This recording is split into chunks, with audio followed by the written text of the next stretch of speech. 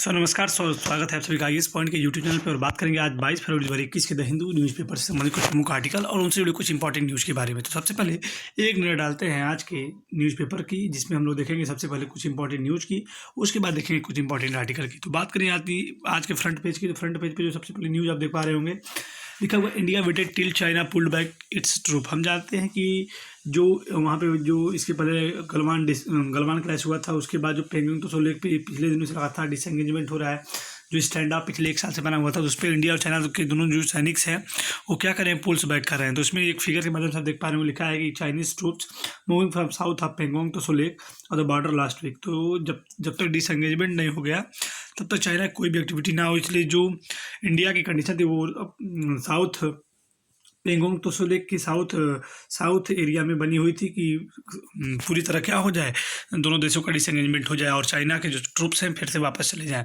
तो इसी संदर्भित ये पूरा जो आज की पहली इंपॉर्टेंट न्यूज़ है कि दोनों देशों में फुल बैक अपने सैनिक को, अपने ट्रूप्स को कर रहे हैं। तो इसी तरह अगला अगर आर्टिकल की बात करें तो उसमें लिखा हुआ है amid surge in cases centre order more RTPCR test. देखिए, तो आरटीपीसीआर केस की बात करें तो आरटीपीसीआर क्या होता है, अपने आप में एक आरएनए बेस्ड टेस्टिंग सिस्टम है, जिसमें हम लोग जानते हैं कि कई टाइप्स की, जैसे कोविड-19 जो टेस्टिंग होती है कई टाइप्स की होती है, जिसमें जो आरटीपीसीआर टेस्टिंग होती है उसमें आप लोग जानते होंगे कि नोजल्स जो नाक में डाल के बाकी जो चीज़ें होती हैं आप लोग ऑलरेडी जानते होंगे, तो उसको आरएनए बेस्ड कहा जाता है। फिर इसको डीएनए बेस्ड में कन्वर्ट करके फिर इसके बाद इसकी चेकिंग होती है। तो एमिड जो हम जानते हैं कि कुछ ऐसे राज्य हैं इंडिया के, अगर बात कुछ प्रमुख सिटी है, कुछ प्रमुख राज्य जिसमें कोविड-19 के केसेस में लगातार इंक्रीमेंट हो रहा है, तो इसी संदर्भित तो वहाँ पे ये बातें कही जा रही है कि उसका जो रैपिड टेस्ट हो रहा है जो आरटीपीसीआर टेस्ट है उसको तेज कर दिया जाए। तो the centre has written to 6 state Kerala, Maharashtra, Chhattisgarh, Madhya Pradesh, Punjab and Jammu Kashmir which are witnessing a surge in number of daily COVID-19 cases, calling its increases of the proportion of RT-PCR tested while ensuring that those tested negative with the rapid antigen test be tested by RT-PCR। देखिए, 6 राज्य ऐसे हैं, अगर जम्मू कश्मीर की बात करें तो ये राज्य तो नहीं है, लेकिन फिर भी बात करें तो ऐसे 6 जगहें हैं जहाँ पे लगातार कोविड-19 की इस संख्या में लगातार बहुत ज़बरदस्त इंक्रीमेंट हो रहा है। तो ये अपने आप में काफ़ी कंसर्नेबल टॉपिक बन जाता है। तो इसमें जो सेंटर ने है ऑर्डर किया है, ये कहा है कि केरला, मध्य प्रदेश, छत्तीसगढ़ और मध्य प्रदेश, पंजाब, जम्मू कश्मीर जो यहाँ पे रैपिड टेस्ट को फास्ट, जो आरटीपीसीआर टेस्ट हो रहा है उसको फास्ट कर दिया जाए। और यहाँ तक कि अगर बात करें तो कुछ राज्य ऐसे हैं जैसे कि लॉकडाउन इन अमरावती, कुछ शहर जैसे कि अमरावती जो है ये अपने आप में यहाँ पे लॉकडाउन भी लग चुका है, और मुंबई की बात करें तो वहाँ भी लगभग लॉकडाउन की स्थिति बन चुकी है। तो ये सारे आर्टिकल आप देख पा रहे हो कि कोविड-19 के जो केस है उनमें इंक्रीमेंट हो रहा है, इंक्रीज हो रहा है। इसके बाद बात करें no plans to merge EPF and NPS, finance minister. तो फाइनेंस मिनिस्टर जो श्रीमती निर्मला सीतारमण है, तो उन्होंने कहा है कि said there is no intent to discourage higher income earner from saving with the employ provident fund and that she was opening or reviewing the contribution limited 2.5 lakhs a year for tax-free interest imposed in recent union budget. देखिए, union budget की बात करें तो उसमें जो EPF है और जो एनपीएफ है, देखिए अगर कोई भी प्रोविडेंट फंड होता है या किसी का भी फंड होता है, टैक्सेस भी इम्पोज किया जा रहा है। ये बातें कही जा रही है श्रीमती निर्मला सीतारमण के द्वारा, क्योंकि हम जानते हैं कि जो फिजिकल डेफिसिट चल रही है कंट्री के अंदर, हम जानते हैं कि फिजिकल डेफिसिट होता है जब हमारे यहाँ जो इनकम है वो कम हो और जो आउटगोइंग हो, यानी जो खर्चा हो वो अधिक हो। जैसे अगर हम बात करें, अगर हमारी कमाई अगर 1,000 रुपये है और हमारा खर्चा जो है 1100 का है, तो जो 100 रुपया है हमारा फिजिकल डेफिसिट कहलाता है। तो जो 100 रुपया फिजिकल डेफिसिट है ये कहाँ से खर्च कर पाएंगे, इसके लिए हमको लोन लेना पड़ेगा, तो इसलिए हम कर्ज में चल रहे हैं। तो इसी चीज़ को कहा जा रहा है, इस चीज़ को कंट्रोल करने के लिए जो ईपीएफ है और वो चीज़ें उस पर भी टैक्स लगाने की बातें कही जा रही हैं। अब अगर बात करें नेक्स्ट आर्टिकल की, तो उसमें लिखा है Unnao cases A Twitter handle named in FI. Unnao case क्या आप लोग जानते होंगे, जिसमें 3 लड़कियों के जो केस था उसको आप लोग भली भांति पिछले जब भी न्यूज़ में था तो उसको आप लोग रीड किए होंगे, जानते भी होंगे। तो उसमें जो ये बातें कही जा रही है कि जो उन्नाव केस है उसमें लगभग 8 ट्विटर हैंडल्स पे क्या कर दिया गया, एफआईआर कर दिया गया, क्योंकि ये कहा जा रहा है कि ये जो 8 ट्विटर हैंडल्स थे वो उस वक्त लगातार फॉल्स इन्फॉर्मेशन स्प्रेड कर रहे थे।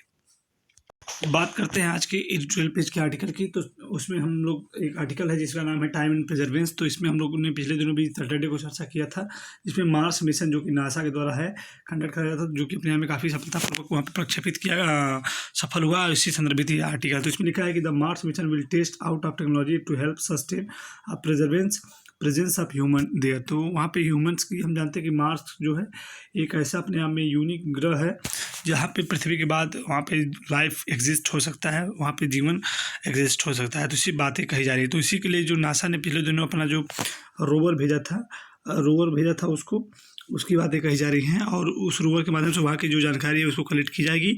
और ये आने वाले समय में जो इंडिया या फिर किसी भी कंट्री की बात करें या फिर विश्व की बात करें तो वो मार्स के बारे में अधिक जानकारी को प्राप्त कर सकेगा इनके माध्यम से। अगर बात करें नेक्स्ट आर्टिकल की, तो नेक्स्ट आर्टिकल में आप देख पा रहे हैं लिखा है the blank pages in India's online learning. तो ऑनलाइन लर्निंग पे ये आर्टिकल बेस्ड है, जिसमें हम जानते हैं कि कोविड-19 के कारण जो समस्याएं देखने को मिली अपने आप में, एकाएक जो स्कूल जो इसके जो इंफ्रास्ट्रक्चर है वो काफ़ी जैसे भी रहे हो, लेकिन एकाएक जब कोविड-19 लॉकडाउन लगा जब, तो उसके बाद एकाएक सारे प्लेटफॉर्म चेंज हो गए और सभी लोग धीरे धीरे डिजिटल प्लेटफॉर्म पे आने लगे। लेकिन ये अपने आप में इतना आसान नहीं होता है कि एकाएक संपूर्ण व्यवस्था डिजिटल रूप में कन्वर्ट हो जाए। तो इसके लिए क्या हुआ कि धीरे धीरे जो भी प्रयास हुए, चाहे व्हाट्सएप के माध्यम से, चाहे वो किसी भी ऐप के माध्यम से, जो भी चीज़ें हुई, लेकिन इन सभी चीज़ों को इतना आसानी से हैंडल और डील नहीं किया जा सकता है। तो इसी संदर्भ में ये आर्टिकल है कि ऑनलाइन लर्निंग के जो इम्पैक्ट, जो मेरिट और जो डिमेरिट हुए लॉकडाउन के अंतर्गत, और जो हमने सीखा कि हमें भी डिजिटल लर्निंग की तरफ मूव करना चाहिए, और भी अदर फैक्ट है जिसमें स्टूडेंट को क्या दिक्कत हुई, जिसमें टीचर्स को क्या दिक्कत हुई, और भी बहुत प्रमुख बातें हैं जो कि इस आर्टिकल में हम देख पा रहे होंगे और लिखा हुआ है। तो इसमें लिखा है कि the attempt is initiating rapid transition और synchronised digital learning following the pandemic have many lesson. तो पेंडेमिक जो डिजिटल लर्निंग था या पेंडेमिक था जो भी था, इसने बहुत सारी लर्निंग्स दे दिया कि हमें भी अब डिजिटल लर्निंग की तरफ मूव करना चाहिए। अब इसमें देखिए बहुत सारे इसमें डाटाज और पॉइंट्स दिए हुए हैं जिसको आप लोग रीड कर सकते हैं, और जिसमें लिखा है, प्रमुख डाटा की बात करें, the world is presently grappling with the adverse impact of the covid pandemic in the social, economic, and the political sphere. India can be counted among those nations that have been impacted severely. तो हम लोग जानते हैं Covid के कारण पूरा विश्व उसका इम्पैक्ट पड़ा है, और इंडिया पे भी पड़ना लाजमी है, पड़ा ही है। तो उसी संदर्भ में लिखा है कोविड-19 हैज अफेक्टेड ऑल सेक्टर्स। उसने हर सेक्टर को क्या किया है, अफेक्ट किया है। However, there are areas whose countries such in India should be more worried about. One of them is education, especially education of the girls' child. तो इसमें कहा रहा है कि एजुकेशन अपने आप में सबसे ज़्यादा इफेक्टेड हुआ है, और एजुकेशन की बात करें तो उसमें जो गर्ल चाइल्ड एजुकेशन है वो भी अपने आप में काफ़ी इम्पैक्ट हुआ है। इसके बाद लिखा है कि around 300 million children across all groups are reported to be out of school in India now.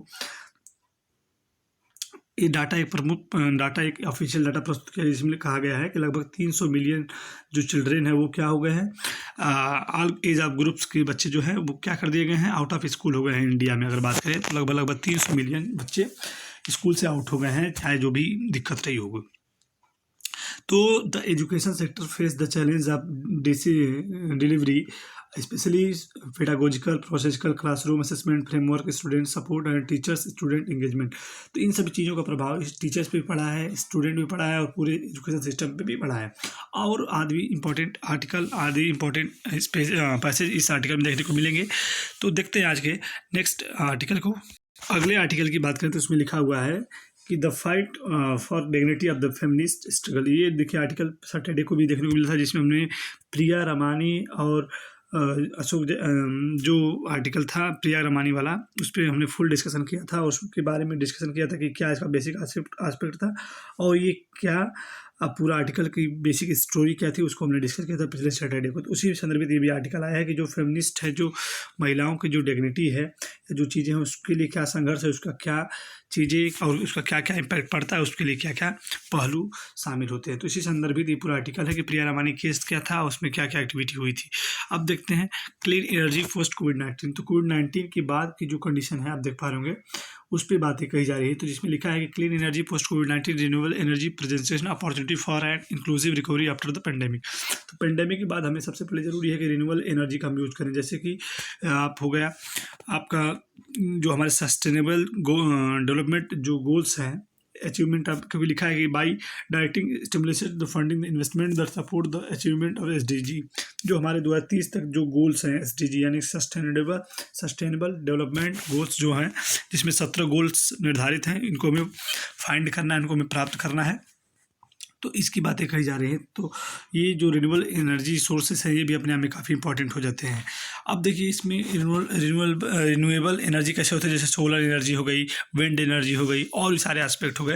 इन सब चीज़ों की बातें कही जा रही है, जिससे हमारा जो इन्वायरमेंट है, जो हमारा पर्यावरण है, वो भी साफ सुथरा रहेगा और ये अपने आप में काफ़ी अर्थ के लिए भी अच्छा होगा और हर कंट्री के लिए भी इंपॉर्टेंट हो सकता है।